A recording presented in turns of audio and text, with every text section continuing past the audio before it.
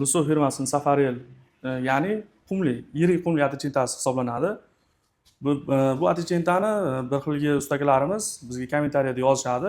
Bizni atechentalarimizni, qumli atechentalarimiz fakturasi siznikidaqa chiqmayapti deydi. Buni sababi sizlarga oddiy qilib tushuntiraman. Tagiga emosadan keyin premyoy qumli atechentani o'zini urishni boshlaydi ustakalar. Bu xato. Bir sloy qumsiz atechentdan tortib olinsa, juda ham chiroyli chiqadi. Iloji boricha buni o'sha surtilish cho'tkasi, melki ana shunaqa Xitoy cho'tkasida surtilish kerak va fakturasini 1 kvadrat, 2 kvadrat surtilgandan keyin 1 minutdan keyin mana shunaqa katta cho'tkalarda chiqarsa maqsadga muvofiq bo'ladi, ko'ramiz.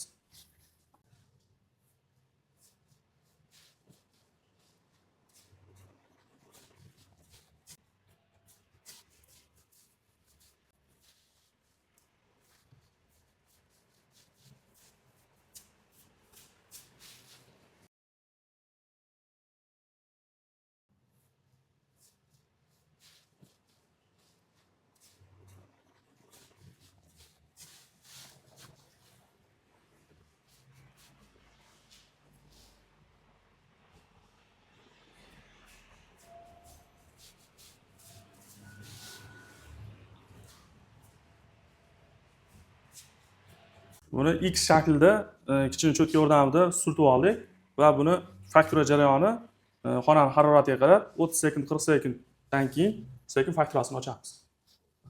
Birinchi sirrazni ocha olmaymizda, sekin-sekin berib chiqamiz.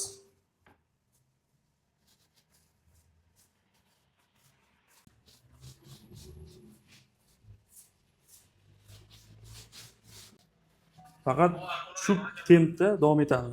Plus. Уже ikkita harakatda chiqdi bu. Ikkita harakatda.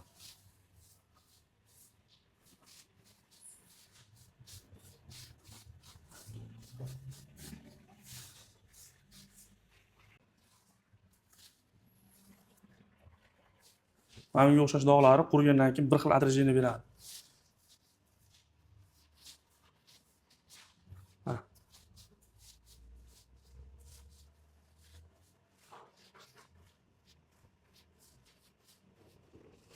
Qisman 80% tayyor bo'ldi. Ustakalarimiz faktura berish jarayonida kichkina maxsus cho'tkasi bor, unda ham ishlasa bo'ladi. Mana shunaqa ko'p ezib yuboradi. Bu noto'g'ri. O'zini holatda sekin ishlansa bo'laveradi.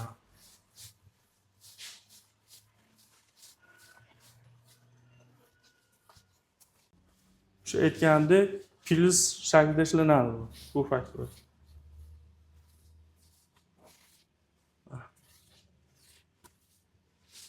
Qurigandan keyin ko'rsatamiz buni. Iloji boricha 2 marta 3 marta faktura bergandan keyin bu bitta degani emas, chunki mana melki cho'tkani izlari bor. Serigandan keyin, fakturadan keyin uzoq 3 minutdan keyin yana bir marta yengil cho'tka yordamida faktura berasizlar. Shu holatda sekin kelaveradi, unchalik qiyin emas.